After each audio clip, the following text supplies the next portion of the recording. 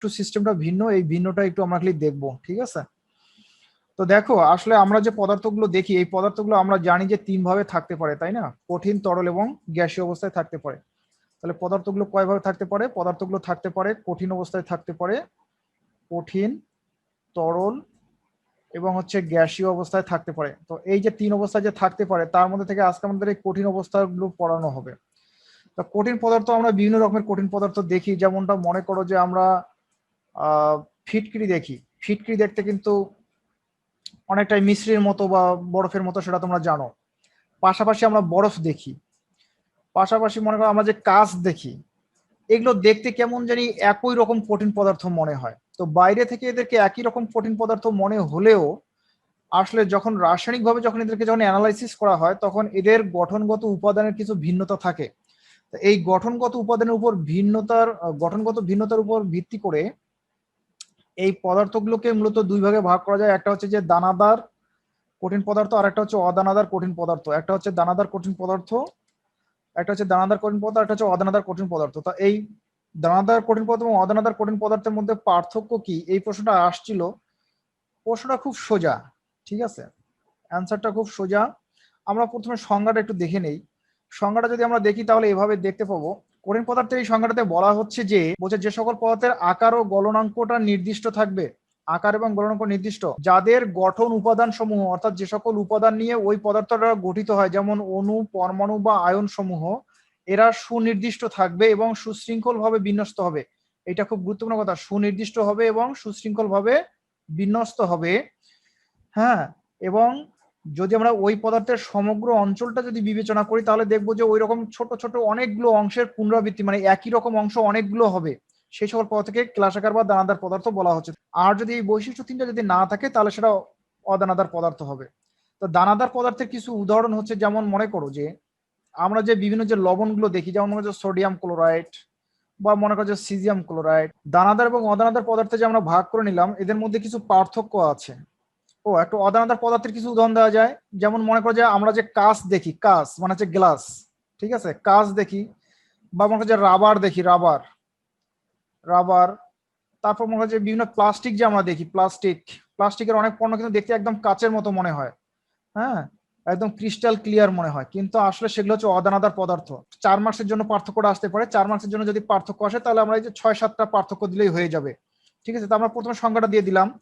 তারপর জ্যামিতিক আকৃতির ক্ষেত্রে আমরা কি বলতে পারি, যে জ্যামিতিক আকৃতিটা হচ্ছে সুনির্দিষ্ট, জ্যামিতিক আকৃতিটা হচ্ছে সুনির্দিষ্ট, সুনির্দিষ্ট এবং সুশৃঙ্খল, সুশৃঙ্খল। তাহলে জ্যামিতিক গঠনটা হচ্ছে সুনির্দিষ্ট এবং সুশৃঙ্খল কার? দানাদার পদার্থের। আর অদানাদার পদার্থের একক কোষের উপস্থিতি। দানাদার পদার্থ, আমি কিন্তু প্রথমে কিন্তু দানাদারের কথা বলবো, ঠিক আছে? প্রথমে বলবো দানাদারের কথা, আর পরে কিন্তু বলবো অদানাদারের কথা, অদানাদারের কথা। আচ্ছা, তো একক কোষের উপস্থিতি এখানে উপস্থিত থাকে, অর্থাৎ দানাদার পদার্থগুলোতে একক কোষ বিদ্যমান থাকে। একক কোষ কি সেটা আমরা একটু পরে পড়তেছি, একক কোষ আমাদেরকে পড়তে হবে। আর অদানাদার পদার্থের ক্ষেত্রে একক কোষ কিন্তু বিদ্যমান থাকে না, এটা একটা কথা। গলনাঙ্ক, গলনতাপ, এটার ক্ষেত্রে গলনাঙ্ক নির্দিষ্ট এবং গলনতাপও নির্দিষ্ট। এটার ক্ষেত্রে গলনাঙ্ক নির্দিষ্ট, বাট গলন তাপটা হচ্ছে অনির্দিষ্ট। মনে হতে পারে স্যার গলনাঙ্ক এবং গলনতাপ আবার আলাদা জিনিস। আসলে একটু ভিন্নতা আছে। ভিন্নতা হচ্ছে কি, যে যখন একটা পদার্থ যে তাপমাত্রায় গলতে থাকে, হ্যাঁ, একটা পদার্থ যে তাপমাত্রায় গলতে থাকে সেইটা হচ্ছে তার গলনাঙ্ক। আর একটা পদার্থ সম্পূর্ণরূপে মানে গলাইতে তোমার যে তাপটার প্রয়োজন হয়, বা একটা পদার্থ সম্পূর্ণরূপে গলে গেলে যে পরিমাণ তাপ উৎপন্ন হয়, সেটাকে বলা হচ্ছে গলন তাপ। তাহলে আমরা একটা কথা বলতে পারি যে দানাদার পদার্থের ক্ষেত্রে গলনাঙ্ক ইয়েস এবং গলন তাপও ইয়েস, মানে একটা নির্দিষ্ট গলনাঙ্ক আছে এবং নির্দিষ্ট গলন তাপ আছে। কিন্তু অদানাদার পদার্থের ক্ষেত্রে কি, গলনাঙ্ক নির্দিষ্ট আছে কিন্তু গলন তাপটা হচ্ছে অনির্দিষ্ট। প্রতিসাম্যতার কথা যদি বিবেচনা করি, তাহলে দানাদার পদার্থগুলো হচ্ছে প্রতিসাম্য, দানাদার পদার্থগুলো হচ্ছে প্রতিসাম্য, কিন্তু অদানাদার পদার্থগুলো হচ্ছে অপ্রতিসাম্য, অপ্রতিসাম্য। অদানাদার পদার্থগুলো অপ্রতিসাম্য। সমরূপতা কি? সমরূপতা হচ্ছে যে, সমরূপতার বিষয়টা আমি আরো অবশ্য আলোচনা করব, যে যখন একাধিক যৌগের ক্লাস স্ট্রাকচার একই রকম হয়, তখন ওই যৌগগুলোকে পরস্পরের সমরূপ যৌগ বলে। আর সমরূপ যৌগগুলোর ক্ষেত্রে কিছু ধর্ম দেখা যায় একই রকম, যেগুলোকে বলা হচ্ছে সমরূপতা। তা দানাদার পদার্থগুলোর ক্ষেত্রে সমরূপতা ইয়েস, অদানাদার পদার্থগুলোর সমরূপতা হচ্ছে ভিন্ন, মানে নো। এদের ক্ষেত্রে সমরূপতা দেখা যায় না, আর দানাদার পদার্থের ক্ষেত্রে সমরূপতা দেখা যায়। অবস্থান্তর তাপমাত্রা, দানাদার পদার্থের ক্ষেত্রে একটা নির্দিষ্ট একটা ট্রানজিশন টেম্পারেচার আছে, মানে অবস্থান্তর তাপমাত্রা আছে। অর্থাৎ একটা দানাদার পদার্থ যখন মনে করো যে এরকম কঠিন অবস্থা থেকে যদি মনে করো যে একটা তরল অবস্থা যদি আসে, তাহলে একটা পরিবর্তনশীল একটা তাপমাত্রার মধ্যে দিয়ে যেতে হয়, যেটা দানাদার পদার্থের আছে কিন্তু অদানাদার পদার্থের নাই। দিক নির্ভরতা, দিক নির্ভরতা বলতে কি বোঝায়, যে দানাদার পদার্থগুলোর একটা নির্দিষ্ট দিক বরাবর সুশৃঙ্খল ভাবে সুনির্দিষ্টভাবে সজ্জিত থাকে, ফলে এদের কতগুলো ধর্ম সুনির্দিষ্ট হয়, যেটাকে বলা হচ্ছে অ্যানাইসোট্রপিক। অ্যানাইসোট্রপিক, অ্যানাইসোট্রপিক, ট্রপিক। এদের দিক নির্ভরতাটা হচ্ছে অ্যানাইসোট্রপিক, আর অদানাদার পদার্থের দিক নির্ভরতা হচ্ছে আইসোট্রপিক। আইসোট্রপিক। তাহলে আমরা যদি এই পার্থক্যগুলো যদি আমরা লিখতে চাই, তাহলে আমাদের কিচ্ছু করতে হবে না, জাস্ট এই যে পার্থক্যের যে বিষয়গুলো আছে, এই 1 2 3 4 5 6 7টা যে পার্থক্যের বিষয় আছে, পার্থক্যের বিষয় 7টা মনে রাখতে হবে। তাহলে পার্থক্যের বিষয় 7টা যদি আমরা মনে রাখি, তাহলে আমরা কিন্তু খুব সহজে কিন্তু বলতে পারবো। ঠিক আছে, তো আশা করা যায় এটাতে বুঝে গেছে। আমাদের আরো খুব সুন্দর সুন্দর কিছু টপিক আছে, আমরা সেই টপিকগুলো একটু দেখি। তারপরে দেখো, এই টপিকটা খুব গুরুত্বপূর্ণ। এটা হচ্ছে যে ক্লাসের যে বিভিন্ন সিস্টেম, ক্লাস সিস্টেম। এটা হচ্ছে ক্লাস সিস্টেম। ক্লাস সিস্টেম কাকে বলে? ক্লাস সিস্টেম বলা হচ্ছে যে একক কোষের ভিন্নতার কারণে যে বিভিন্ন রকমের ক্লাস পাওয়া যায়, একক কোষের ভিন্নতার কারণে যে বিভিন্ন রকমের ক্লাস পাওয়া যায়, বা যে ক্লাস সিস্টেমগুলো পাওয়া যায়, তাদেরকে মূলত বলা হচ্ছে ক্লাস সিস্টেম। তাহলে একক কোষটা কি সেটা একটু মনে হয় যে বলা উচিত। একটা বিষয় হচ্ছে যে মনে করো একক কোষের একক কোষ, একক কোষ বা হচ্ছে এর ইংরেজিটা হচ্ছে ইউনিট সেল। কোন ক্লাসের একক কোষ বলতে বোঝায় যে ক্লাসের এমন একটা অংশ, তো এর মধ্যে থেকে যে অংশটাতে সোডিয়াম ক্লোরাইডের একটা নির্দিষ্ট মৌলিক বৈশিষ্ট্যগুলোর পুনরাবৃত্তি ছাড়াই বিদ্যমান থাকে, সেই অংশটাকে মূলত বলা হচ্ছে একক কোষ। তা এইটা একটু বুঝতে পারলে একটু সুবিধা হয়। সেটা হচ্ছে যে এটা যদি মনে একটা 3 তলা যদি একটা বিল্ডিং হয়, আর এখানে যদি প্রত্যেকটা তালাতে আবার 2টা করে ইউনিট থাকে, এবং প্রত্যেকটা ইউনিট যদি একই রকম দেখতে হয়, তাহলে এই প্রত্যেকটা ইউনিটকে বলা হচ্ছে একটা একক ইউনিট। অনুরূপে ক্লাসগুলো এইরকম কতগুলো স্ট্রাকচার নিয়ে গঠিত, যেখানে কোনো রকমের পুনরাবৃত্তি ছাড়াই মৌলিক অংশগুলো বিদ্যমান থাকে। সেই পুনরাবৃত্তি ছাড়া মৌলিক অংশগুলোকে কি মূলত বলা হচ্ছে একক কোষ। এখন একটা বিষয় হচ্ছে, দেখো আমরা এখানে বলছি যে ক্লাস সিস্টেম বা ক্লাসের শ্রেণী বলতে কি বোঝায়। ক্লাসের শ্রেণী বলতে বোঝায় যে একক কোষের ভিন্নতার কারণে যে ভিন্ন ভিন্ন ক্লাসগুলো পাওয়া যায়, বিভিন্ন একক কোষের ভিন্নতার কারণে যে ভিন্ন ভিন্ন গঠনের ক্লাস পাওয়া যায়, সেগুলোকে বলা হচ্ছে একত্রে ক্লাস শ্রেণী। এরকমের 7 রকমের ক্লাস পাওয়া যায়। তা যেমন মনে করো যে 7 রকমের যে ক্লাস পাওয়া যায়, তার মধ্যে একটু বৈশিষ্ট্য কথা বলি। যে মনে করা যাক যে এটা দেখো কিভাবে ঘনক আর্ট করতে হয়। জাস্ট এইভাবে আগে আর্ট করলা, ভালো কথা। আর্ট করার পর কি হলো, এর সাথে এটা লাগাই দিলা, এটার সাথে এটা লাগাই দিলা, এটার সাথে এটা লাগাই দিলা, এটার সাথে এটা লাগাই। তাহলে মনে করা যাক যে এটা একটা বাহু। একটা বিষয় দেখো, এইটা একটা হচ্ছে ঘনক বা একটা বাক্স মনে করতে পারো। তা একটা বাক্সের তল থাকে কিন্তু 6টা, ডানে একটা, বায়ে একটা, উপরে একটা, নিচে একটা, সামনে একটা, পিছনে একটা। তাহলে একটা ঘনকের তল থাকে কিন্তু 6টা। এখন মূল কথায় যে আসি, সেটা হচ্ছে যে এই যে বাহুগুলো আছে, তার মধ্যে থেকে যদি আমরা 3 ডিমেনশন বিবেচনা করি, এইটাকে আমরা মনে করি হচ্ছে যে এ বাহু, এইটাকে আমরা মনে করি হচ্ছে বি বাহু, এইটাকে মনে করি হচ্ছে আমি সি বাহু। এখন এই যে এ বি সি বাহুগুলো লিখলাম, তাহলে একটা বিষয় হচ্ছে যেটা, এইটা কিন্তু একটু মনে রাখার মতো, না হলে কিন্তু আবার সারা জীবন মুখস্থ করতে হবে, আর মুখস্থ থাকবে না। এটা একটু দেখো। তাহলে দেখো এই যে এইটা যে হচ্ছে এ বাহু, এই এ বাহুটা কি এইটার অনুরূপ না? অনুরূপ। কিন্তু তাহলে এইটা যদি অনুরূপ হয়, তাহলে আমরা বলতে পারবো যে তার এই যে বিপরীত যে কোণটা আছে, এই কোণটাকে আমরা বলবো আলফা। ঘটনাটা বুঝে গেল যে এই বাহুটার সমান্তরাল যেহেতু এই বাহুটা, আর আমরা মূলত এখানে বাহুগুলো দেখাবো আর এখানে আমি কোণগুলো দেখাবো। তাহলে এই বাহুটার বিপরীত যে বাহুটা আছে, এটা হচ্ছে আলফা কোণ। আচ্ছা, পাশাপাশি কালো কালি দিয়ে যদি এবার লিখলাম, যেটা বি বাহুটা, দেখো বি বাহুর ক্ষেত্রে কি ছিল, এইটা যদি বি বাহু হয়ে থাকে তাহলে এটা অবশ্যই একটা বি বাহু। আচ্ছা, এইটা যদি বি বাহু তাহলে তার বিপরীত বাহু কোন, তাহলে বিপরীত কোণ কোনটা, অবশ্যই তাহলে এইটা হচ্ছে তার বিপরীত কোণ, এইটাকে বলা হচ্ছে বিটা, এই কোণটাকে বলা হচ্ছে বিটা। আচ্ছা, পাশাপাশি আরেকটা বিষয় দেখো, সেটা হচ্ছে এরকম যে এইটা যদি সি বাহু হয় তাহলে কি এইটা কি সি বাহু নয়, এটা কিন্তু সি বাহু। তাহলে এইটা যদি সি বাহু হয় তাহলে এই যে এই তলের যে কোণটা আছে এইটাকে আমি বলতেছি গামা। এখন একটা বিষয় দেখো, আমি মনে করো যে বলতেছি যে এইটা হচ্ছে আমার এ বাহু, এইটা হচ্ছে আমার বি বাহু, এটা হচ্ছে আমার সি বাহু। যদি ঘনক হতে হয় তাহলে এ বাহুরও দৈর্ঘ্য যতটুকু হবে, বি বাহুরও দৈর্ঘ্য যতটুকু হবে, সি বাহুরও দৈর্ঘ্য কিন্তু ততটুকু হবে যদি ঘনক হয়। আর আয়তাকার হলে সেটা আলাদা হিসাব, সেটা আলাদা কথা। তাহলে আমরা এই যে সম্পূর্ণ ঘনকটার মধ্যে আমি তিনটা বাহুকে দেখাইছি, এটা একটা হচ্ছে এ বাহু, এটা একটা হচ্ছে বি বাহু, আর উপরে যে লম্বা ভাবে যে দাঁড়িয়ে আছে সেটা হচ্ছে সি বাহু। এখন আমি যেটা বললাম সেটা হচ্ছে যে এই যে এ বাহুটার সমান্তরাল বাহু কিন্তু হচ্ছে এই বাহুটা, এ বাহুটার সমান্তরাল বাহু হচ্ছে এই বাহু। তাহলে এই যে সমান্তরাল বাহুটা যে আছে এর বিপরীত কোণ কিন্তু হচ্ছে এইটা, মানে যেটা বাহু হবে তার বিপরীত বাহু দুইটা নিয়ে যে কোণটা হবে সেটা হচ্ছে কিন্তু তোমার এই যে এই কোণটা, এই কোণটা হচ্ছে আলফা কোণ। বা আমি এইখানে যদি দেখাই তাহলে এইটা যদি আমার যদি এ বাহু হয় তাহলে এই যে এই কোণটা যে থাকলো এইটা হচ্ছে আমার আলফা কোণ। এবার বুঝে গেছে? আচ্ছা, বি বাহুটা তাহলে কেমন হচ্ছে, বি বাহুটা দেখো, পাশাপাশি যদি বলি, এখন এইটা যদি আমার যদি বি বাহু হয়, এই যদি আমার বি বাহু হয় তাহলে এই বি বাহু বাদ দিয়ে বাকি যে এ এবং সি বাহু থাকলো, এই এ এবং সি বাহুর মধ্যবর্তী যে কোণটা থাকলো সেইটা হচ্ছে আমার বিটা কোণ। তাহলে এই বাহুটার সমান্তরাল কিন্তু এইটা, তাহলে আমি বলতে পারি এইখানে আমার বিটা কোণটা হচ্ছে এইটা। পাশাপাশি লম্বা যে বাহুটা থাকলো, মানে খাড়ায় যে বাহুটা থাকলো,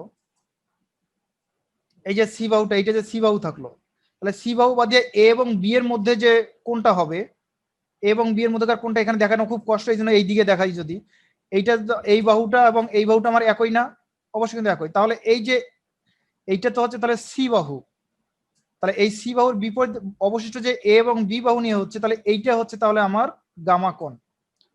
তাহলে এ বি বাহু যদি আমি বলি তাহলে এইটা হচ্ছে আমার এ বাহু, এইটা হচ্ছে আমার না, এইটা হচ্ছে আমার এ বাহু, এইটা হচ্ছে আমার বি বাহু, আর এইটা হচ্ছে আমার সি বাহু। আর যদি কোণের কথা বলি তাহলে এইটা হচ্ছে আমার আলফা কোণ, এটা হচ্ছে আমার বিটা কোণ, এবং এই যে তলে যে এটা আছে এটা হচ্ছে আমার গামা কোণ। তাহলে এখন দেখো, এখন মূল কথায় আসি। আমরা পড়তেছি ক্লাস সিস্টেম। ক্লাস সিস্টেম হচ্ছে 7 রকম। ক্লাস সিস্টেম কাকে বলে? বলা হচ্ছে যে একক কোষের ভিন্নতার কারণে ভিন্ন ভিন্ন যে ক্লাসগুলো গঠিত হয় এদেরকে একত্রে বলা হচ্ছে ক্লাস সিস্টেম। তা ঘনকের ক্ষেত্রে কি হবে? বাহু তিনটার দৈর্ঘ্য সমান হবে, এ সমান বি সমান সি হবে, এ সমান বি সমান সি হবে, এবং এদের যে মধ্যবর্তী কোণ আছে আলফা বিটা এবং গামা প্রত্যেকে 90 ডিগ্রি হবে। এটা হচ্ছে মূল কথা। তাহলে ঘনাকার শ্রেণীর ক্ষেত্রে কি হবে? তোমাদের যদি আসলে ক্লাস সিস্টেমগুলো বর্ণনা করো তাহলে এইভাবে বলতে হবে যে ক্লাস সিস্টেম হচ্ছে 7 প্রকার। তার মধ্যে প্রথমটা হচ্ছে ঘনকাকার। ঘনকাকারের ক্ষেত্রে কি হয়? প্রত্যেকটা বাহুর দৈর্ঘ্য সমান হয়, অর্থাৎ এ সমান বি সমান সি হয়। একটা ছবি আর্ট করে দেখাইতে হবে। এ সমান বি সমান সি হয়, এবং আলফা বিটা গামা যে কোণগুলো আছে এই কোণগুলো প্রত্যেকে 90 ডিগ্রি করে হয়। যেমনটা দেখো এই কোণটাও কিন্তু হচ্ছে 90 ডিগ্রি, বা আমরা যদি চিন্তা করি তাহলে এই কোণটা হচ্ছে কিন্তু 90 ডিগ্রি, এটাও কিন্তু 90 ডিগ্রি, এবং এটাও কিন্তু হচ্ছে 90 ডিগ্রি। তাহলে এইরকম প্রত্যেকটা কোণে যদি হয় 90 ডিগ্রি তাহলে সেটা হচ্ছে ঘনক সিস্টেম। ঘনক সিস্টেমের কিছু উদাহরণ হচ্ছে যেমন সোডিয়াম ক্লোরাইড বা হিরক বা কপার, এগুলো কিন্তু হচ্ছে ঘনক সিস্টেমের উদাহরণ। দ্বিতীয় প্রকারটা হচ্ছে চতুস্তলকীয় বা টেট্রাগোনাল। টেট্রাগোনালের ক্ষেত্রে কি হয়? এ এবং বি সমান হয়, মানে যে কোনো দুইটা বাহু সমান হয় আর একটা বাহু অসমান হয়। এখানে দেখো, এইটা যদি আমরা বি বাহু ধরি আর এইটা যদি আমরা এ বাহু ধরি তাহলে আমাদের এই এ বাহুটা আর বি বাহুটা সমান, তার মানে হচ্ছে যে এ সমান বি। কিন্তু সি বাহুটা আমাদের অনেক লম্বা, অনেক লম্বা, তাই না? সি বাহুটা কি হচ্ছে? অনেক উঁচু হচ্ছে। তার ফলে আমরা বলতে পারি যে সিটা হচ্ছে এ বি এর সাথে অসমান। এবং আলফা বিটা গামা এবং যে কোণগুলো যে আছে কোণগুলো প্রত্যেকে আবার 90 ডিগ্রি, তাহলে এটার ক্ষেত্রে প্রত্যেকটা কোণে 90 ডিগ্রি, এটার ক্ষেত্রে প্রত্যেকটা কোণ 90 ডিগ্রি। তাহলে এই ঘনকাকার সাথে তোমার এই চতুস্তলকীয় পার্থক্য হচ্ছে ঘনকাকার ক্ষেত্রে প্রত্যেকটা বাহুই সমান ছিল, কিন্তু চতুস্তলকীয় ক্ষেত্রে দুইটা বাহু সমান আর একটা অসমান। যেমন স্টেনাস অক্সাইড তলীয় বা যদি হেক্সাগোনালের কথা চিন্তা করি তাহলে এক্ষেত্রে কি হবে? একটা এ সমান কিন্তু বি হবে, আগে যেমন এ সমান বি হতো এবার কিন্তু এ সমান বি হচ্ছে, এইটা হচ্ছে এইটুক হচ্ছে এ আর এইটুক হচ্ছে বি, এ সমান বি হচ্ছে, কিন্তু সিটা কিন্তু দেখো অনেক লম্বা, সিটা কিন্তু অসমান হচ্ছে। আর কি হবে, এ এবং বি এর মধ্যবর্তী কোণ 90 ডিগ্রি হবে, কিন্তু তোমার ওই গামা কোণটা হবে 120 ডিগ্রি। তা আমি এই ছবিটা একটু আর্ট করতে চাই, একটু আর্ট করার সিস্টেমটা একটু দেখাই দেই, ঠিক আছে? এখানে কি হবে, দুইটা বাহু সমান হবে, তাহলে এটা একটা বাহু হলো আর এটা একটা বাহু হলো, এই দুইটা বাহু সমান, আর একটা বাহু একটু অসমান করে লিখবো, এটা একটু অসমান করে লিখলাম। আচ্ছা, এই বাহু সমান করে আমি আর একটা বাহু লিখবো, আর এই বাহুটা সমান করে আমি এইটাকে আমি সংযোগ দিয়ে দেব। এখন আমার এই যে লম্বা যেটা, এর লম্বাটা যেরকম হলো, আমি ঠিক অনুরূপে এখানে আর একটা লম্বা দেব। আমার এই বাহুটা যতটুক হবে, আমার এই বাহুটা কিন্তু ততটুক হবে। আর কি হবে, আমার এই লম্বাটা এখানে যতটুকু আছে বা এই বাহুটা যতটুকু হবে, আমার এইখানে ততটুকু একটা বাহু দিব। তারপর কি হবে, এই বাহুটা যতটুকু আছে এখানে লম্বা ততটুকু একটু বাহু দেব। আচ্ছা, এখন কি করব, এটার সাথে এটা যুক্ত দেব, এটার সাথে এটা যুক্ত করে দেব, এটার সাথে এটা যুক্ত করে দেব। দিলে একটা বিষয় দেখা যাচ্ছে যে এখানে এ এবং বি প্রত্যেকে সমান হচ্ছে, মানে হচ্ছে যে এ সমান বি হচ্ছে, কিন্তু আমার এইটাকে যদি আমি সি ধরি, তাহলে আমার সিটা কিন্তু কি ভিন্ন হচ্ছে। তো তোমাদেরকে আমি যেভাবে বলছিলাম প্রথম থেকে সেইভাবে একইভাবে সবগুলো ব্যাখ্যা করি, তাহলে তোমাদের জন্য বুঝতে সুবিধা হবে। এটাকে আমি বি ধরছিলাম বোঝানোর সময়, এটাকে আমি এ ধরছিলাম।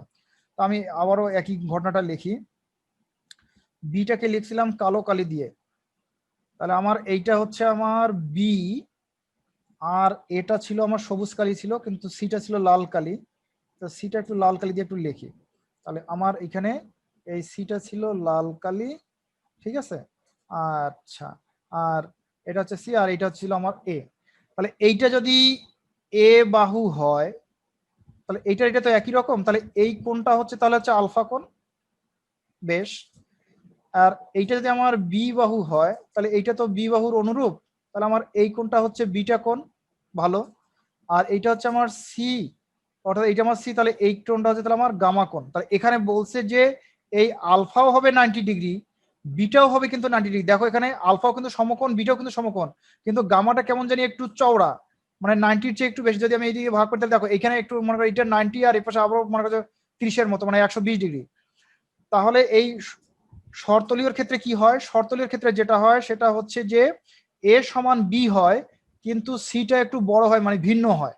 আর কোণের ক্ষেত্রে কি হয়, আলফা এবং বিটা এই দুইটা কোণ 90 ডিগ্রি করে হয়, আর গামা যে কোণটা থাকে এই কোণটা হয় 120 ডিগ্রি। এইটাই হচ্ছে শর্তলেখীয় বৈশিষ্ট্য। এ, বি এবং সি রম্বসের ক্ষেত্রে তিনটাই কিন্তু সমান হবে, রম্বসের ক্ষেত্রে তিনটাই সমান হবে, মানে এ সমান বি সমান সি হবে, এবং আলফা বিটা গামা কোনোটাই 90 ডিগ্রি হবে না। তাহলে কিন্তু এটা হবে রম্বোহেড্রাল। তাহলে চারটা আমরা বুঝলাম, কিছু উদাহরণ মনে রাখলে ভালো। অর্থরম্বিকের ক্ষেত্রে কি হবে, কোনোটা বাহুই সমান হবে না, এ বি সি কোনোটাই সমান হবে হবে না, তবে প্রত্যেকটার অন্তর্ভুক্ত কোণ কিন্তু হচ্ছে 90 ডিগ্রি হবে। তার মানে হচ্ছে যে এটা যেমন হচ্ছে, মানে রম্বোহেড্রালটার ক্ষেত্রে যেমন কোণগুলো অসমান হচ্ছে কিন্তু বাহুগুলো সমান হচ্ছে, অর্থরম্বিকের ক্ষেত্রে কি হচ্ছে, বাহুগুলো অসমান হচ্ছে কিন্তু কোণগুলো আবার সমান হচ্ছে, এবং প্রত্যেকটা সেটা 90 ডিগ্রি। এটা একটা বিষয়। মনোক্লিনিকের ক্ষেত্রে ঘটনাটা একটু ভিন্ন রকম, সেটা হচ্ছে যে দুই রকম হতে পারে। সেটা হচ্ছে যে এবিসি কোনোটাই তো সমান হবে না, পাশাপাশি আলফা বিটা গামা কখনো 90 ডিগ্রি হতেও পারে, আবার যে কোনো একটা কোণ ভিন্ন হতে পারে, তখন হবে এটা মনোক্লিনিক। আর ট্রাইক্লিনিকের ক্ষেত্রে কি হবে, কোনোটা বাহুও সমান হবে না, কোনোটা তোমার কোনো সমান হবে না।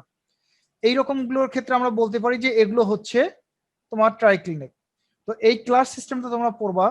এখন ব্যাসার্ধ অনুপাত নিয়মটার কথা একটু বলি। ব্যাসার্ধ অনুপাত নিয়মটা 1 মার্কসের জন্য আসতে পারে, যে ব্যাসার্ধ অনুপাত নিয়ম কি। ব্যাসার্ধ অনুপাত নিয়মের সংজ্ঞায় বলা হচ্ছে যে কোনো আয়নিক ক্লাসের ক্ষেত্রে ক্যাটায়নের ব্যাসার্ধ এবং অ্যানায়নের ব্যাসার্ধের অনুপাতকেই বলা হচ্ছে ব্যাসার্ধ অনুপাত। তার মানে হচ্ছে ব্যাসার্ধ অনুপাত কি, ব্যাসার্ধ অনুপাত, ব্যাসার্ধ অনুপাতটা হচ্ছে মূলত এরকম যে উপরে হচ্ছে ক্যাটায়ন, ক্যাটায়ন মানে হচ্ছে ধনাত্মক চার্জ, অর্থাৎ ক্যাটায়নের ব্যাসার্ধ, ক্যাটায়নের ব্যাসার্ধ এবং অ্যানায়নের ব্যাসার্ধের অনুপাতকে, অ্যানায়নের ব্যাসার্ধের অনুপাতকে মূলত বলা হচ্ছে ব্যাসার্ধ অনুপাত। তাহলে ব্যাসার্ধ অনুপাত নিয়ম কি, ক্যাটায়নের ব্যাসার্ধ এবং অ্যানায়নের ব্যাসার্ধের অনুপাতকে মূলত বলা হচ্ছে ব্যাসার্ধ অনুপাত। যেমনটা দেখো সোডিয়াম ক্লোরাইডের ক্ষেত্রে ব্যাসার্ধ অনুপাতটা কেমন হবে, সোডিয়াম ক্লোরাইড, আমরা জানি যে সোডিয়াম ক্লোরাইডে সোডিয়ামটা হচ্ছে প্লাস আর ক্লোরাইডটা হচ্ছে মাইনাস। তা কাজে এটা হচ্ছে ক্যাটায়ন, এটা হচ্ছে ক্যাটায়ন, আর এই ক্লোরাইডটা হচ্ছে অ্যানায়ন। অ্যানায়ন। তো ক্যাটায়নের চার্জ সবসময় কিন্তু অ্যানায়নের চেয়ে কিন্তু ছোট হয়, মানে ক্যাটায়নটা সবসময় অ্যানায়নের চেয়ে ছোট হয়। তাহলে এই ক্যাটায়নটার ব্যাসার্ধ যেটা, সেটা হচ্ছে 0.95 অ্যাংস্ট্রম, আর অ্যানায়নটার যে ব্যাসার্ধ, এই ব্যাসার্ধটা 1.81 অ্যাংস্ট্রম। তাহলে সোডিয়াম ক্লোরাইডের ক্ষেত্রে ব্যাসার্ধ অনুপাতটা কি হচ্ছে? সোডিয়াম ক্লোরাইডের ক্ষেত্রে ব্যাসার্ধ অনুপাতটা হচ্ছে এরকম যে R for sodium plus divided by R for chloride minus is equal হচ্ছে, এখানে লিখি সোডিয়াম প্লাসটা হচ্ছে 0.95 অ্যাংস্ট্রম, হ্যাঁ অ্যাংস্ট্রম লেখা যায়, আর ক্লোরাইডের ক্ষেত্রে হচ্ছে 1.81 অ্যাংস্ট্রম। তা যেহেতু এটা একই জাতীয় দুটি রাশির অনুপাত, তাই এটার কোনো একক নাই, কিন্তু এর মান একটা আছে, মানটা হচ্ছে 0.525। এটা হচ্ছে সোডিয়াম ক্লোরাইড হচ্ছে ব্যাসার্ধ অনুপাত। এখন এই ব্যাসার্ধ অনুপাতের উপর ভিত্তি করে আয়নিক ক্লাসের গঠন কেমন হবে সেটা নির্ধারণ করা যায়। তাহলে ব্যাসার্ধ অনুপাতের মানের উপর ভিত্তি করে একটা আয়নিক ক্লাসের গঠনের কি রকম ধরন হবে, সেখানে কয়টা করে ক্যাটায়ন কয়টা করে অ্যানায়ন পরস্পর যুক্ত হবে, মানে কয়টা করে ক্যাটায়ন কয়টা করে অ্যানায়নের সাথে যুক্ত হবে, অর্থাৎ সন্নিবেশ সংখ্যাটা জানা যায়। এই জন্য ব্যাসার্ধ অনুপাত খুব নিয়ম, মানে খুব মানে গুরুত্বপূর্ণ আর কি। তো ব্যাসার্ধ অনুপাতটা বুঝা গেছে কিনা আমাকে একটু বলো, জি অথবা হ্যাঁ অথবা না লিখে একটু বলো। ব্যাসার্ধ অনুপাত নিয়মটা বুঝা গেছে কিনা?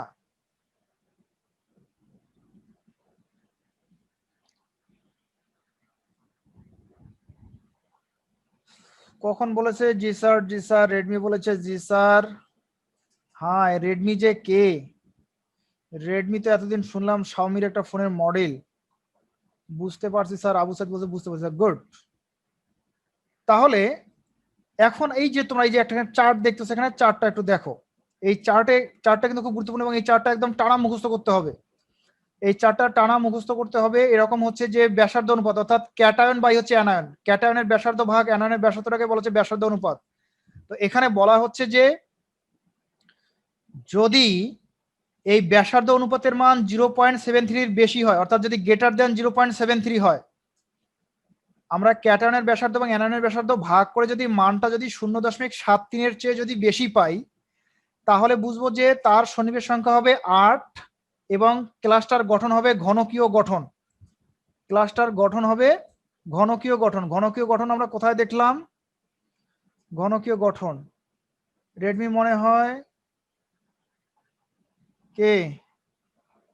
রেডমি মনে হয় তৌফিক। তৌফিক, রেডমি নাম চেঞ্জ করবা, না হলে কিন্তু তোমার এর দিন থেকে আর ঢুকতে দিব না। যাদের এই যে নাম ছাড়া যাদের ইয়ে আছে তার নামগুলো যুক্ত করে দিবা। আচ্ছা দেখো, তাহলে কি হচ্ছে, তাহলে যেটা হচ্ছে যে যদি ব্যাসার্ধ অনুপাতের মান যদি 0.73 চেয়ে বেশি হয়, তাহলে সন্নিবেশ সংখ্যা হচ্ছে 8। এই যে সন্নিবেশ সংখ্যা 8 বলতে কি বোঝায় একটু কথা বলি। মনে করা যাক যে এ একটা হচ্ছে মনে করো ক্যাটায়ন, এ ক্যাটায়ন না, এটা ভালো শোনায় না। মনে করা যাক যে এম, এম প্লাস হচ্ছে একটা ক্যাটায়ন। এখন একটা ক্যাটায়ন যতটা অ্যানায়নের সাথে সরাসরি যুক্ত হতে পারে সেইটা হচ্ছে তার সন্নিবেশ সংখ্যা। জটিল যোগের মতো মনে হচ্ছে না তো? অনেকটাই সেরকমই কিন্তু। জটিল যোগ কিন্তু বলছিলাম যে সন্নিবেশ সংখ্যা কি জিনিস। তাহলে বলা যায় এটা যদি ক্যাটায়ন হয়, তা মনে করা যাক যে এর সাথে আমরা মনে করি 4টা অ্যানায়ন যুক্ত হইলো, তখন এই তখন সন্নিবেশ এই ধাতুটার এই ক্যাটায়নটার একটা ক্যাটায়ন যদি 4টা অ্যানায়নের সাথে যদি যুক্ত হয়, তখন এই ধাতুটার সন্নিবেশ সংখ্যা হবে 4। কিন্তু যদি 6টা যদি অ্যানায়নের সাথে যদি যুক্ত হয়, তখন তার সন্নিবেশ সংখ্যাটা হবে 6। যদি 8টা অ্যানায়নের সাথে যদি যুক্ত হয়, তখন তার সন্নিবেশ সংখ্যাটা হচ্ছে 8। তাহলে সন্নিবেশ সংখ্যা কি? সন্নিবেশ সংখ্যা হচ্ছে যে একটা ক্যাটায়নের সাথে যতটা অ্যানায়ন যুক্ত হয়ে একটা একক কোষ গঠন করে, সেইটাই হচ্ছে ওই ক্যাটায়নটার সন্নিবেশ সংখ্যা। তাহলে ব্যাসার্ধ অনুপাতের মান যদি 0.73 চেয়ে বেশি হয়, তাহলে তার সন্নিবেশ সংখ্যা হয় 8, অর্থাৎ একটা ক্যাটায়নের সাথে 8টা অ্যানায়ন একযোজি, মানে একযোজি হলে 8টা অ্যানায়ন যুক্ত হতে পারে। এবং স্ট্রাকচারটা কেমন হয়? স্ট্রাকচারটা হয় ঘনকীয় গঠন। দ্বিতীয় কথা হচ্ছে যে ব্যাসার্ধ অনুপাতের মান যদি 0.72 এবং 0.414 এর মধ্যে থাকে, মানে 0.73 চেয়ে কম, মানে 0.72 এবং 414 এর মধ্যে থাকে তাহলে সন্নিবেশ সংখ্যা হবে 6। আমরা সোডিয়াম ক্লোরাইডের ক্ষেত্রে কত পাইছিলাম 0.95 ভাগ করছিলাম 1.81 ইকুয়াল পাইছিলাম 0.525 এর মতো। তাহলে এই মানটা কোথায় আছে, এই মানটা কিন্তু আছে 72 0.72 এবং 0.41 এর মাঝে আছে, এই মাঝে আছে 53। তাহলে আমাদের সোডিয়াম ক্লোরাইডের ক্লাসটা কি রকম হবে, সোডিয়াম ক্লোরাইডের ক্লাসটা হবে, দেখি কে কি মেসেজ করলো। তাহলে সোডিয়াম ক্লোরাইডের তখন কিন্তু ক্লাস গঠনটা হবে অষ্টতলকীয় এবং সেটা সন্নিবেশ সংখ্যা হবে 6 করে, সন্নিবেশ সংখ্যা হবে 6। এখন একইভাবে আমাদেরকে মনে রাখতে হবে যদি এই মানটা যদি 0.413 মানে 0.414, দেখছো কতটা সূক্ষ্ম মান, একদম সহস্রাংশ পর্যন্ত চলে গেছে। তো 0.414 এর চেয়ে যদি কম হয় অর্থাৎ 0.413 থেকে 0.23 পর্যন্ত হয় তাহলে কিন্তু আমরা মনে করব যে এখানে সন্নিবেশ সংখ্যাটা হবে 4। হ্যাঁ, এবং এর গঠনটা হবে চতুস্তলকীয়। তাহলে ব্যাসার্ধ অনুপাত নিয়ম কি, ব্যাসার্ধ অনুপাত নিয়ম হচ্ছে যে ক্যাটায়নের ব্যাসার্ধ এবং অ্যানায়নের ব্যাসার্ধের অনুপাতটাকেই মূলত বলা হচ্ছে ব্যাসার্ধ অনুপাত। আশা করা যায় যে বিষয়টা বুঝে গেছে ক্লাস সিস্টেম কি এবং ব্যাসার্ধ অনুপাত নিয়ম কি। প্রথমটা হচ্ছে সোডিয়াম ক্লোরাইডের স্ফটিক গঠন, সোডিয়াম ক্লোরাইডের ক্লাস গঠনটা কেমন সেইটা একটু দেখাবো। তো তোমরা যদি এই ছবিগুলো যদি দেখো তাহলে এই ছবিগুলো থেকে কিছুটা বুঝতে পারবো। যেমন দেখো এইখানে যেমনটা দেখো, এই যে সবুজগুলোকে যদি আমরা ক্লোরাইড বিবেচনা করি, আমরা জানি যে অ্যানায়নের আকার বড় এবং ক্যাটায়নের আকার কিন্তু ছোট, এটা হচ্ছে ক্লোরাইড আর এইটা মনে করা হচ্ছে সোডিয়াম। তাহলে কি হচ্ছে, সবুজগুলো যদি আমাদের ক্লোরাইড হয় আর বেগুনিগুলো যদি সোডিয়াম আয়ন হয় তাহলে সোডিয়াম ক্লোরাইডের যে ক্রিস্টাল গঠন সেটা এইরকম হয়। এই গঠনে একটা বিষয় লক্ষ্য করার মতো, সেইটা একটু দেখো। এই যে এইটা যদি ক্লোরাইড হয় তাহলে এই ক্লোরাইডটা কি করছে, একই তলে কি করছে, এটা একটা সোডিয়ামের সাথে, এইটা একটা সোডিয়ামের সাথে যুক্ত হয়েছে, এটা একটা সোডিয়ামের সাথে যুক্ত হয়েছে, এটা একটা সোডিয়ামের সাথে যুক্ত হয়েছে, এটা একটা সোডিয়ামের সাথে যুক্ত হয়েছে। এখন আমি যদি মাঝখানের থেকে যদি একটা যদি বিবেচনা করি, যদি এইটার কথা যদি এইটা যদি ক্লোরাইডকে যদি বিবেচনা করি তাহলে কি হয়েছে, এখানে একটা সোডিয়ামের সাথে যুক্ত হয়েছে, এখানে একটা সোডিয়ামের সাথে যুক্ত হয়েছে, এখানে একটা সোডিয়ামের সাথে যুক্ত হয়েছে, এখানে একটা সোডিয়ামের সাথে যুক্ত হয়েছে। তার মানে হচ্ছে যে একই সমতলে প্রত্যেকটা ক্লোরাইড আয়ন 4টা করে সোডিয়ামের সাথে, বা প্রত্যেকটা সোডিয়াম আয়ন 4টা করে ক্লোরাইড আয়নের সাথে যুক্ত হয়েছে, আর এই তলের উপরে একটার সাথে যুক্ত হয়েছে, তলের নিচে একটার সাথে যুক্ত হয়েছে। অর্থাৎ একটা করে সোডিয়াম 6টা করে ক্লোরাইডের সাথে, বা একটা করে ক্লোরাইড 6টা করে সোডিয়ামের সাথে যুক্ত হয়েছে। বিষয়টা একটু হিসাব করে একটু দেখাই। একটু আগেই যখন আমরা ব্যাসার্ধ অনুপাত নিয়ম পড়লাম তখন আমরা বললাম যে ব্যাসার্ধ অনুপাতে সোডিয়াম প্লাস আর ক্লোরাইড মাইনাস এই অনুপাতটা ছিল 0.95 ডিভাইডেড বাই হচ্ছে 1.81 ইকুয়াল হচ্ছে 0.523 বা এইরকম জাতীয় কিছু ছিল। এই মানটা ছিল সন্নিবেশ সংখ্যাটা ছিল তোমার 6 ছিল। 6 মানে কি, 6 মানে হচ্ছে যে সন্নিবেশ সংখ্যা হচ্ছে 6। এখন কি রকম 6, এখানে দেখো সোডিয়াম ক্লোরাইড গঠিত সোডিয়াম এবং ক্লোরিন দ্বারা, এখানে একটা সোডিয়াম একটা ক্লোরিন, তার মানে এরা যুক্ত হচ্ছে 1:1 অনুপাতে যুক্ত হয়। তার মানে হচ্ছে যদি 6টা সোডিয়াম, একটা সোডিয়াম যদি 6টা ক্লোরাইডের সাথে যুক্ত হয়, একটা সোডিয়াম যদি, কারণ সোডিয়ামের সন্নিবেশ সংখ্যা 6, এর অর্থ হচ্ছে একটা সোডিয়াম সরাসরি 6টা ক্লোরাইডের সাথে যুক্ত হবে। আবার প্রত্যেকটা ক্লোরাইডও কিন্তু 6টা করে সোডিয়ামের সাথে যুক্ত হবে। তাহলে ব্যাসার্ধ অনুপাত নিয়ম থেকে দেখা যাচ্ছে যে সোডিয়াম ক্লোরাইডের ক্ষেত্রে ব্যাসার্ধ অনুপাতের মানটা থেকে আমরা একটা বিষয় সিদ্ধান্ত নিতে পারি, সেটা হচ্ছে যে এই মানটা হচ্ছে সন্নিবেশ সংখ্যা 6 নির্দেশ করতেছে এবং গঠনটা হচ্ছে অষ্টতলকীয়। কিভাবে, এইখানে দেখো, এইখানে এবার ছবিটা দেখো, এই যে সাদাটা যে আছে যেটাকে আমি এখন লাল করে দিচ্ছি, এইটা যদি আমার সোডিয়াম হয় বা এটা যদি আমি ক্লোরাইড ধরি, এখানে যেভাবে লেখা আছে সেটা মনে হয় এই তোমার যেটা লাল করে দিলাম সেটা হচ্ছে মনে করো তোমার ক্লোরাইড। তাহলে এইটা যদি ক্লোরাইড হয় তাহলে এই যে কালোটা যে আছে এটা একটা সোডিয়াম, এটা একটা সোডিয়াম, এটা একটা সোডিয়াম, এটা একটা সোডিয়াম। তাহলে একই সমতলে এই যে সমতলটা যে ছিল এই সমতলটাতে কিন্তু 4টা সোডিয়ামের সাথে যুক্ত হলো। এই ক্লোরাইডটা কি করলো, 4টা সোডিয়ামের সাথে যুক্ত হলো। পাশাপাশি এই দেখো এখানে এই যে উপরের দিকে একটা এবং নিচের দিকে আর একটা সোডিয়ামের সাথে কিন্তু যুক্ত হয়েছে। তাহলে দেখা যাচ্ছে যে একটা ক্লোরাইড সরাসরি 6টা সোডিয়ামের সাথে যুক্ত হয়েছে। এখন এইটাকে যদি আমরা সোডিয়াম বিবেচনা না করে আমরা যদি এটাকে ক্লোরাইড বিবেচনা করতাম ক্লোরাইড তো বিবেচনা করলাম, এটা যে ক্লোরাইড বিবেচনা না করে আমরা সোডিয়াম বিবেচনা করতাম তাহলে কিন্তু একইভাবে কিন্তু আমরা হিসাবটা বলতে পারতাম। তো দেখো এই স্ট্রাকচারটা কিভাবে আর্ট করা যায়, স্ট্রাকচারটা আর্ট করার একটু সিস্টেমটা একটু দেখো। প্রথমে একটা দাগ দিবা, এই দাগটা যত বড় দিবা সবগুলো দাগে কিন্তু তত বড়ই হবে। তা এই দাগের সামনে থেকে শুরু করলাম এবং তার সামনে এসে শেষ করলাম, এই দাগটা সামনে থেকে শুরু করলাম এবং সামনে এসে শেষ করলাম। এখন এই দাগের সমান করে এখান থেকে আরেকটা দাগ টানলাম এবং ওই দাগের এই দাগের সমান করে শেষ করলাম। এইরকম 3বার করব। একইভাবে এখানে শুরু করলাম শেষ করলাম, শুরু করলাম শেষ করলাম। একইভাবে আরেকটা এখানে শুরু করলাম এখানে শেষ করলাম, এখানে শুরু করলাম এখানে শেষ করলাম এবং এখানে শুরু করলাম এখানে শেষ করলাম। বেশ ভালো কথা। তারপর কি হচ্ছে, এখন এগুলোকে আমরা এইভাবে এখন লাগাই দিব। এটা লাগাই দিলাম, এগুলো প্রত্যেকটা বন্ধ করে দিলাম, বন্ধ করে দিলাম। এটা এটা কিন্তু প্রত্যেকটাই এক একটা করে তল। আচ্ছা, কালিটা একটু চেঞ্জ করে নেই। এরপরে দেখো কি হচ্ছে, এখন যেটা করতে হবে সেটা হচ্ছে যে এইটার হচ্ছে প্রথম যদি ধরি, এই এর প্রথম এবং হচ্ছে এর প্রথম মিলে একটা দাগ, এর দ্বিতীয় এর দ্বিতীয় এর দ্বিতীয় মিলে একটা দাগ, এর তৃতীয় তৃতীয় তৃতীয় মিলে একটা দাগ, পাশাপাশি এই প্রথম প্রথম প্রথম মিলে একটা দাগ, দ্বিতীয় দ্বিতীয় দ্বিতীয় মিলে একটা দাগ এবং তৃতীয় তৃতীয় তৃতীয় মিলে একটা দাগ। আর কি করব, আর আমরা এইখানে একটা এরকম একটা করে দাগ দেব, মাঝখানে একটা করে দাগ দেব, দাগ দেব এবং এখানেও কি করব, প্রথম প্রথম প্রথম মিলে একটা দাগ, মাঝখানটা মিলে একটা দাগ এবং প্রান্তেরটা মিলে একটা দাগ। একটা সোডিয়াম ক্লোরাইড ক্লাস কিন্তু গঠিত হয়ে গেল। এই ক্লাসে যদি মনে করো যে কেন্দ্রে যদি সোডিয়াম থাকে, মনে করা যাক যে এইখানে একটা সোডিয়াম আছে, আমার এই কালো দাগটা হচ্ছে সোডিয়ামের, এই কালো দাগটা হচ্ছে সোডিয়াম প্লাসের মানে সোডিয়াম আয়নটার, এই কালো দাগটা সোডিয়াম আয়নের। তাহলে কি হবে, এই সোডিয়ামটার সাথে সরাসরি এখানে একটা ক্লোরাইড থাকবে, তারপর এর সাথে সরাসরি এখানে একটা ক্লোরাইড থাকবে, এর সাথে সরাসরি এখানে একটা ক্লোরাইড থাকবে, এর সাথে সরাসরি এখানে একটা ক্লোরাইড থাকবে। একটা বিষয় দেখো, এইটার সাথে কিন্তু এর কিন্তু কোনো কিন্তু কানেকশন নাই। আচ্ছা, পাশাপাশি কি হবে, এই যে সোডিয়ামটা আছে এর সাথে সরাসরি উপরের দিকে যদি দেখি তাহলে এখানে একটা ক্লোরাইড থাকবে, আর এর সাথে সরাসরি যদি নিচে দেখি তাহলে এইখানে একটা ক্লোরাইড থাকবে। তাহলে কি দাঁড়াইলো, যে এইটা যদি সোডিয়াম হয় তাহলে এর সাথে দেখা যাচ্ছে যে 6টা ক্লোরাইড কিন্তু যুক্ত অবস্থায় থাকতেছে। তাহলে প্রত্যেকটা ক্লোরাইডকে যদি আমি এইভাবে বলি তাহলে একটা সোডিয়ামের সাথে দেখা যাচ্ছে 6টা ক্লোরাইড যুক্ত থাকতেছে।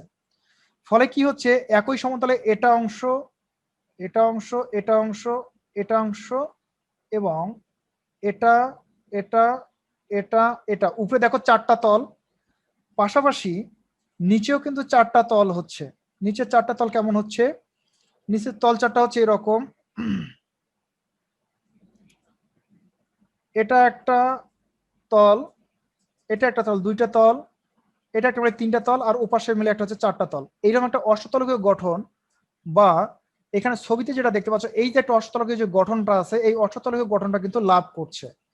তাহলে এই হচ্ছে সোডিয়ামের আগে ক্লাস গঠন ব্যাখ্যা করতে গেলে আমরা এইভাবে লিখবো যে নিচে সোডিয়াম ক্লোরাইড ক্লাস গঠন ব্যাখ্যা করা হলো।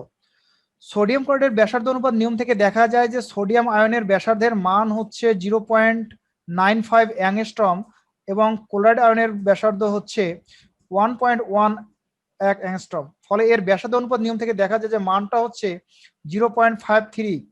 এই মানটা নির্দেশ করতেছে যে সোডিয়ামের সনিবেশ সংখ্যা 6, হ্যাঁ সোডিয়াম ক্লোরাইডের সনিবেশ সংখ্যা 6, আর কি নির্দেশ করতেছে, আর গঠনটা হচ্ছে অষ্টতলকীয়, এরকম অষ্টতলকীয়, এটা প্রথম কথা।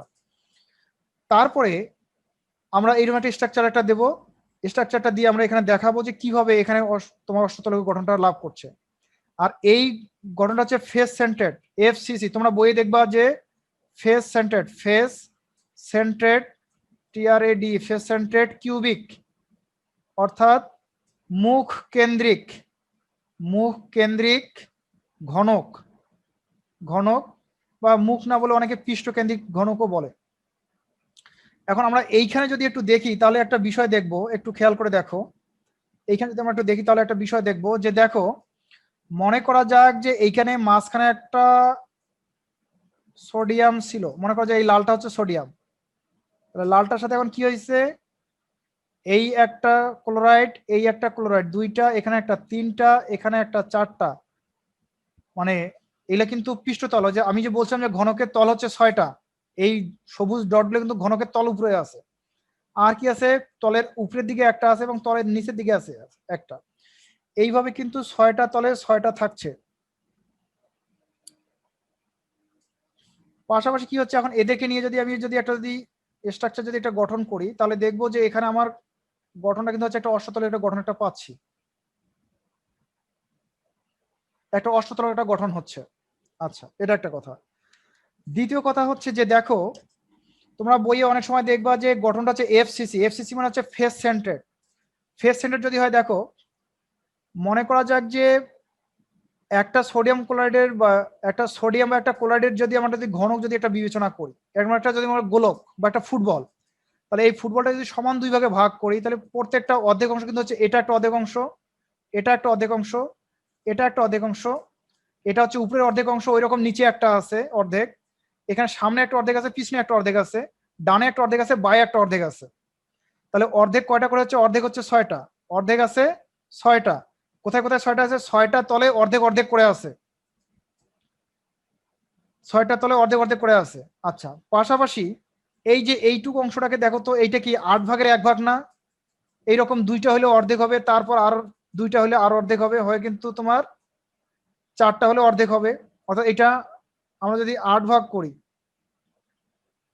তাহলে এই প্রত্যেকটাই হচ্ছে কিন্তু এরকম একটা অংশ। তার মানে এরকম কয়টা আছে? 8টা কর্নার, 8টা আছে। এখানে একটা কর্নার, এটা একটা কর্নার, এটা একটা কর্নার, এটা একটা কর্নার, 4টা, এটা একটা 5টা, 6টা, 7টা, আর ওই পাশে একটা আছে, ওটা দেখা যাচ্ছে না, 8টা। তাহলে 8টা আছে 8 ভাগের 1 ভাগ করে। তাহলে এই 8 এবং 8 যদি কাটি, তাহলে হচ্ছে 1 যোগ এটাকে যদি এটা দিয়ে কাটি, তাহলে হচ্ছে 3, 3 আর হচ্ছে 4। তাহলে এই যে সোডিয়াম ক্লোরাইডের ফেস সেন্টারেড গঠনে প্রতি ক্ষেত্রে 4টা করে সোডিয়াম ক্লোরাইড থাকে। শনিবের সংখ্যার সাথে কিন্তু এই সংখ্যাটা আবার গুলে ফেললে হবে না। এটা হচ্ছে 3, 3 আর 1 মোট হচ্ছে 4, 4 আর কি। তাহলে সোডিয়াম ক্লোরাইডের শনিবের সংখ্যা 6। এর অর্থ হচ্ছে যে প্রত্যেকটা সোডিয়াম একটা স্ট্রাকচারে, একটা স্ট্রাকচারে প্রত্যেকটা সোডিয়াম দেখা যায় যে 4টা করে 6টা করে ক্লোরাইডের সাথে যুক্ত হয়। আর এটা হচ্ছে এর শনিবের সংখ্যা ভিত্তিক। আর কি হয় যে এইরকমটা প্রত্যেকটা ফেস সেন্টারেড গঠনে, অর্থাৎ এফসিসি গঠনে 4টা করে সোডিয়াম ক্লোরাইড থাকে। এটা সোডিয়াম ক্লোরাইড, এটা কিন্তু শনিবের সংখ্যা নয়, শনিবের সংখ্যা নয়, এটা আলাদা হিসাব। তাহলে সোডিয়াম ক্লোরাইডের শনিবের সংখ্যা হচ্ছে 6, কিন্তু প্রত্যেকটা গঠনে 4টা করে সোডিয়াম ক্লোরাইড যুক্ত থাকে। তার মধ্যে 8টা কর্নারে থাকে 8 ভাগের 1 ভাগ করে, 8টা কর্নারে থাকে 8 ভাগের 1 ভাগ করে, আর 6টা পৃষ্ঠে 6টা থাকে অর্ধেক করে, মোট হচ্ছে 4। এইভাবে 4টা সোডিয়াম ক্লোরাইড মিলে একটা একক কোষ গঠিত হয়। তাহলে সোডিয়াম ক্লোরাইডের এই একটা একক কোষে দেখা যাচ্ছে যে প্রতি ক্ষেত্রে একটা সোডিয়াম থাকতেছে 6টা ক্লোরাইডের সাথে, আর প্রত্যেকটা ক্লোরাইড থাকতেছে 6টা সোডিয়ামের সাথে। এইভাবে একটা সোডিয়াম ক্লোরাইডের স্ট্রাকচার গঠিত হয়। এটা বুঝে গেল কিনা আমাকে একটু হ্যাঁ অথবা না লিখে একটু জানাও তো। হ্যাঁ অথবা না লিখে একটু জানাও বুঝে গেল কিনা দেখি।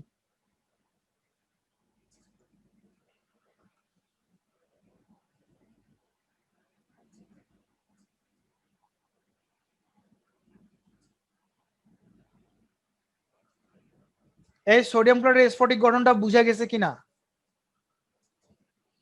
ইমরান বলছে ইয়েস স্যার, অঙ্কন করার সিস্টেমটা বুঝে গেছে। আর বাকিদের কি অবস্থা? বাকিরা বোঝো নাই? স্বর্ণা বলছে বুঝিনি। তারপর সাইদ বলছে জি স্যার। বাবারে, বোঝা না গেলে একটু সমস্যা। আচ্ছা, তারপর আমি দেখতেছি বোঝানো যায় কিনা।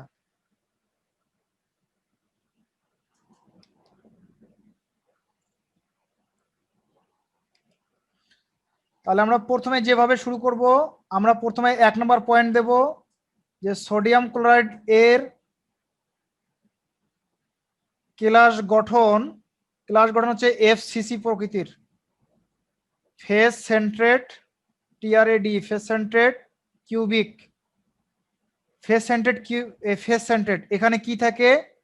এখানে এখানে 4টি করে সোডিয়াম ক্লোরাইড থাকে, 4টি সোডিয়াম ক্লোরাইড থাকে।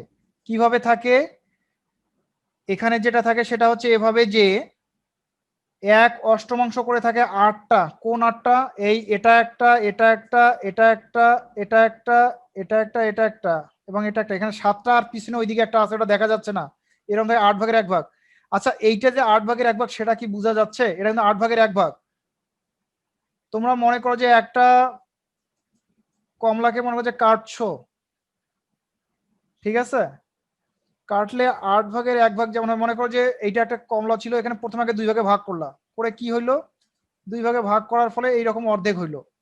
এই অর্ধেকটাকে আবার 4 ভাগে আবার ভাগ করবা, বলে এই যে প্রত্যেকটা ভাগ যে হইলো, এই প্রত্যেকটা ভাগে কিন্তু হচ্ছে এই অংশটা, এই অংশটা, এই যেটা লাল করে দিচ্ছি, এই অংশটাই কিন্তু হচ্ছে তোমার এই প্রত্যেকটা হচ্ছে এইটা। তাহলে এইরকম আছে 8টা, 8 কর্নারে আছে 8টা, এখানে একটা কর্নার, এখানে একটা কর্নার, এখানে একটা কর্নার, এখানে একটা কর্নার, এরকম 8টা কর্নারে আছে 8টা। 1 2 3 4 5 6 7 8, 8টা কর্নারে থাকে 8 ভাগের 1 ভাগ করে, প্লাস 6টা তল আছে, প্রত্যেকটা তলে থাকে অর্ধেক করে, প্রত্যেকটা তলে থাকে অর্ধেক করে, 6টা তল আছে। এইটা কিন্তু দেখো একটা কিন্তু অর্ধেক, এই অর্ধেকটার মূলত আমরা যদি 4 ভাগে ভাগ করি তাহলে যতটুকু হবে সেগুলো হচ্ছে এইটা হচ্ছে ততটুকু। তাহলে প্রত্যেকটা যে অর্ধেক করে, তাহলে হচ্ছে 6 করে হচ্ছে, তাহলে এখানে হচ্ছে 1 যোগ হচ্ছে 3, মানে হচ্ছে 4টা করে সোডিয়াম ক্লোরাইড থাকে। এটা হচ্ছে 1 নম্বর অপশন দিয়ে লিখবা। তাহলে প্রথমে শুরু করবা যে সোডিয়াম ক্লোরাইডের ক্লাস গঠন থেকে দেখা যায় যে সোডিয়াম ক্লাসের ক্লাস আকৃতিটা হচ্ছে ফেস সেন্টার্ড কিউবিক, মানে হচ্ছে পৃষ্ঠতল কেন্দ্রিক ঘনক, যেখানে একটা করে সোডিয়াম ক্লোরাইডের 4টা করে সোডিয়াম ক্লোরাইড, মানে একটা ক্লাসে 4টা সোডিয়াম ক্লোরাইড থাকে, যেখানে কি থাকে, প্রত্যেকটা আয়নের 1/8 করে থাকে 8টা, আর প্রত্যেকটা আয়নের অর্ধেক করে থাকে 6টা তল বরাবর, মোট হচ্ছে 4টা। এটা 1 নম্বর কথা। তারপরে 2 নম্বর কথা দিয়ে বলবা যে ব্যাসার্ধ অনুপাত নিয়ম থেকে দেখা যায় যে সোডিয়াম প্লাস আর ক্লোরাইড মাইনাস, এইটা ক্ষেত্রে ব্যাসার্ধ অনুপাতের মানটা হচ্ছে 0.95 ভাগ হচ্ছে 1.81 ইকুয়াল হচ্ছে 0.53 বা 523 এত, যা এর সন্নিবেশ সংখ্যা 6 নির্দেশ করে। সন্নিবেশ সংখ্যা 6 হলে গঠনটা হয় অষ্টতলকীয়, মানে 8টা তল থাকে। আচ্ছা, অষ্টতলকীয় আর এফসিসি এর মধ্যে কিন্তু গুলে ফেললে হবে না। অষ্টতলকীয় মানে হচ্ছে 8টা তল থাকে, প্রত্যেকটা একক কোষে 8টা তল থাকে। এই যে এটা একটা, এই যে এটা একটা, এইটা একটা তল, তারপরে এই সামনের এটা একটা তল, পিছনের এইটা অংশ মিলে একটা তল, এবং ওই দিকে একটা তল, তার উপরে থাকে 4টা, নিচে থাকে 4টা, মোট হচ্ছে 8টা। তাহলে সন্নিবেশ সংখ্যা 6 মানে কি হচ্ছে, সন্নিবেশ সংখ্যা 6 মানে হচ্ছে যে একটা সোডিয়াম আয়ন সরাসরি 6টা ক্লোরাইডের সাথে যুক্ত থাকে, সরাসরি 6টা ক্লোরাইড আয়নের সাথে যুক্ত থাকে, এইভাবে 6টা ক্লোরাইড আয়নের সাথে যুক্ত থাকে। তো একই তলে থাকে এইরকম 4টা, আর তলের উপরে থাকে একটা, তলের নিচে একটা থাকে, ফলে তার সন্নিবেশ সংখ্যা হয় 6। 2 নম্বর কথা। এগুলোই একটু সাজাই লিখে ছবি সহ লিখলে কিন্তু হয়ে যাবে। তো আশা করা যায় যে গঠনটা বুঝে গেছে। আমি তোমাদেরকে আর একটা গঠন দেখাই, সেখানে আবার কিছু কথা আছে, সেটা একটু দেখো। এর পরেরটা হচ্ছে এরকম, এটা হচ্ছে সিজিয়াম ক্লোরাইডের গঠন। সিজিয়াম ক্লোরাইডের সংকেতটা হচ্ছে CaCl, caesium chloride. Sodium chloride এবং সিজিয়াম ক্লোরাইড একই গ্রুপের মূল। আচ্ছা, সিজিয়াম ক্লোরাইডের ক্ষেত্রে আমরা 1 নম্বর অপশনটা এইভাবে লিখতে পারি যে সিজিয়াম ক্লোরাইডের ক্লাস গঠনটা হচ্ছে, ক্লাস গঠনটা হচ্ছে বিসিসি। বিসিসি কি, বডি সেন্ট্রেট, CENTRADE বা TRED, সেন্ট্রেট, TRED, সেন্ট্রেট কিউবিক, মানে হচ্ছে যে দেহ কেন্দ্রিক কাঠামো, দেহ কেন্দ্রিক, বডি মানে হচ্ছে দেহ, এটা তো জানোই, দেহ কেন্দ্রিক কাঠামো। আচ্ছা, দেহ কেন্দ্রিক কাঠামো, তাহলে এই কাঠামোতে কি হয়, এই কাঠামোতে দেখো যে এখানে কিন্তু একটা সিজিয়ামকে যদি আমরা প্রথমে 2 ভাগে ভাগ করি তাহলে সেটা কি রকম হবে, তাহলে সেটা এই রকম হবে, অর্ধেক। এই অর্ধেকটাকে যদি আমরা আবার 4 ভাগে ভাগ করি তাহলে প্রত্যেকটা যতটুকু হবে, এইটা হচ্ছে একটা ততটুকু অংশ, এটা ততটুকু অংশ, এটা ততটুকু অংশ, এটা ততটুকু অংশ, এটা ততটুকু অংশ, এটা এবং এটা, আর পিছনে ওইদিকে একটা আছে যেটা দেখা যাচ্ছে না।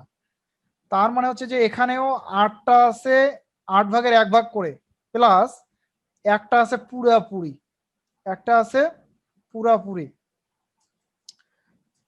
তো এই যে এগুলো হচ্ছে কিন্তু তোমার, এগুলো হচ্ছে তোমার যদি ক্লোরাইডের অংশ হয়, এগুলো হচ্ছে ক্লোরাইডের অংশ, ক্লোরাইড ক্লোরাইড ক্লোরাইড। তাহলে এই যে 8/8 মানে হচ্ছে একটা হচ্ছে কিন্তু এটা ক্লোরাইড, হচ্ছে একটা ক্লোরাইড মিলে হয়, মানে একটা ক্লোরাইডের 8 ভাগের 1 ভাগ করে প্রত্যেকটা কর্নারে আছে এইভাবে একটা ক্লোরাইড। আর এইখানে এইটা হচ্ছে সিজিয়াম, আর একটা আছে সিজিয়াম, এটা একটা কথা। দুই নাম্বার কথা হচ্ছে, যদি সিজিয়াম ক্লোরাইডের ক্ষেত্রে যদি আমরা ব্যাসার্ধ অনুপাত নিয়মটা যদি আমরা হিসেব করে দেখি, তাহলে দেখতে পারবো এরকম যে সিজিয়াম ক্লোরাইড, এইখানে সিজিয়ামের ব্যাসার্ধটা হচ্ছে 1.69, আর ক্লোরাইডের ব্যাসার্ধ হচ্ছে আমরা একটু আগে পড়ছি 1.81। সিজিয়ামের ব্যাসার্ধ, সিজিয়াম প্লাস আর কি, সিজিয়াম প্লাসের ব্যাসার্ধ সোডিয়ামের চেয়ে অনেক বেশি হওয়ার কারণ কি? কারণ একই গ্রুপে সিজিয়াম কিন্তু অনেক নিচে, hydrogen, lithium, sodium, potassium, rubidium, তারপর হচ্ছে সিজিয়াম, সিজিয়াম শেষের দিকে, এই জন্য সিজিয়ামের আকারটা বড়। তাহলে এখন ব্যাসার্ধ অনুপাত কি হচ্ছে? ক্যাটায়ন হচ্ছে 1.69 আর অ্যানায়ন হচ্ছে 1.81। এইটা ভাগ করলে যে মানটা, যেটা পরে 0.933 হয়, এই মানটা কি 0.73 চেয়ে বেশি না? এই মানটা যেহেতু 0.73 চেয়ে বেশি, তাহলে এর গঠনটা কেমন হবে? এর গঠনটা হবে অষ্টতলকীয়, তোমার ঘনকাকার, অষ্টতলকীয় না, ঘনকাকার হবে। এর গঠনটা হবে ঘনকাকার। তাহলে গঠনটা হচ্ছে এক্ষেত্রে, তাহলে প্রথমটা ছিল সন্নিবেশ সংখ্যা হবে 8, এটা আবার 4 মনে করিও না, এটা কিন্তু 8, ঠিক আছে? এটা হচ্ছে সন্নিবেশ সংখ্যা। তাহলে সন্নিবেশ সংখ্যার বের করতে গেলে আমরা ব্যাসার্ধ অনুপাত নিয়মের হেল্প নেই। সন্নিবেশ সংখ্যা হচ্ছে 8, আর গঠনটা হবে ঘনক আকার, ঘনক আকার, ঘনক আকার। আচ্ছা, তাহলে একটা বিষয় দেখা যাচ্ছে যে সিজিয়াম ক্লোরাইডের ক্লাস গঠনটা হচ্ছে বিসিসি প্রকৃতির, অর্থাৎ বডি সেন্টার্ড গঠন, যেখানে প্রত্যেকটা ক্লোরাইড আয়নের 8 ভাগের 1 ভাগ করে 8টা কর্নারে থাকে। এই এটা একটা কর্নার, এটা একটা কর্নার, এটা একটা কর্নার, এটা একটা কর্নার, এই 8টা কর্নারে 8টা ক্লোরাইড থাকে। এটা ক্লোরাইড, এটা ক্লোরাইড, এটা ক্লোরাইড, এটা ক্লোরাইড, এটা ক্লোরাইড, এটা ক্লোরাইড, এটা ক্লোরাইড। আর এই যে মাঝখানে, মাঝখানে একটা থাকে সিজিয়াম, এটা একটা ক্লোরাইড। তাহলে মাঝখানে একটা সিজিয়াম থাকতেছে, মাঝখানে একটা সিজিয়াম থাকতেছে, আর এর 8 কর্নারে প্রত্যেকটা ক্লোরাইড তার 8 ভাগের 1 ভাগ করে কন্ট্রিবিউট করে। তো 8টা কর্নারে যদি 8 ভাগের 1 ভাগ করে কন্ট্রিবিউট করে 8টা ক্লোরিন, তাহলে 8 ভাগের 1 ভাগ করে কন্ট্রিবিউট করে যদি 8টা কর্নারে, তাহলে মোট মান হয় 1, অর্থাৎ একটা ক্লোরাইডের সমান হয়। এর আগে কিন্তু আমরা দেখছি যে 4টা ক্লোরাইডের সমান হয়েছিল যখন এফসিসি ছিল, সোডিয়াম ক্লোরাইডের ক্ষেত্রে, হ্যাঁ 4টা ক্লোরাইডের সমান হয়, কিন্তু সিজিয়ামের ক্ষেত্রে কি হচ্ছে? একটা ক্লোরাইডের সমান হচ্ছে। আচ্ছা, এখন আমরা যদি এখানে যদি গঠনটা যদি একটু দেখি, তাহলে একটা বিষয় দেখবো। এই যে গঠন দেখো, এইটা হচ্ছে সিজিয়াম, আর বাকি এগুলো হচ্ছে ক্লোরাইড। তাহলে সিজিয়াম ক্লোরাইড ক্লাস গঠনটা হচ্ছে এরকম। এটা অঙ্কন করা খুব সহজ, কোনো ব্যাপারই না। এইখানে একটা বিষয় দেখো, সোডিয়াম ক্লোরাইডের ক্ষেত্রে কি ছিল? প্রত্যেকটা সোডিয়াম কিন্তু ছিল, সোডিয়াম ক্লোরাইডের ক্ষেত্রে যেটা ছিল সেটা হচ্ছে যে প্রত্যেকটা সোডিয়াম, কালিটা একটু চেঞ্জ করি, প্রত্যেকটা সোডিয়াম 8টা করে 6টা করে ক্লোরাইডের সাথে যুক্ত ছিল। এটা একটা ক্লোরাইড, এটা একটা ক্লোরাইড, এটা একটা ক্লোরাইড, এটা একটা ক্লোরাইড, এটা হচ্ছে সোডিয়াম। হ্যাঁ, এইটা ছিল একই সমতলে ছিল, আর এই সমতলের উপরে একটা ক্লোরাইড ছিল আর নিচে একটা ক্লোরাইড ছিল। ফলে এর সন্নিবেশ সংখ্যা ছিল 6, গঠনটা ছিল অষ্টতলক। এটা এটা এটা এবং এটা মিলে একটা উপরের 4টা তল, নিচে একইভাবে 4টা তল মিলে 8টা তল। কিন্তু সিজিয়াম ক্লোরাইডের ক্ষেত্রে যেটা হচ্ছে, সিজিয়াম ক্লোরাইডের ক্ষেত্রে যেটা হচ্ছে সেটা হচ্ছে এরকম। সিজিয়াম ক্লোরাইডের ক্ষেত্রে যেটা হচ্ছে সেটা হচ্ছে এরকম যে এখানে দেখো, এইটা যদি হয় সিজিয়াম, তাহলে এই সিজিয়ামটা থাকতেছে কেন্দ্রে, আর কি থাকতেছে? 8টা কর্নারে কিন্তু থাকতেছে 8টা ক্লোরাইড। এখানে একটা থাকতেছে, এখানে একটা থাকতেছে, এখানে একটা থাকতেছে, এখানে একটা থাকতেছে। আর কি হচ্ছে? এইটা একটা গঠন করলো,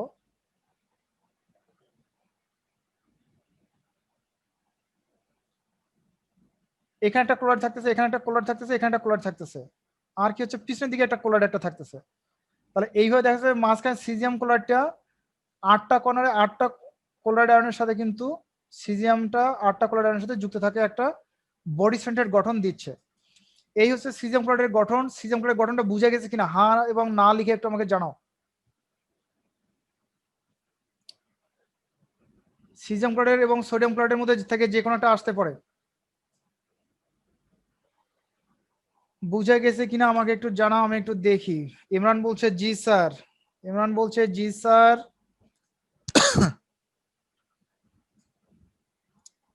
খালি কি ইমরানই বুঝলো?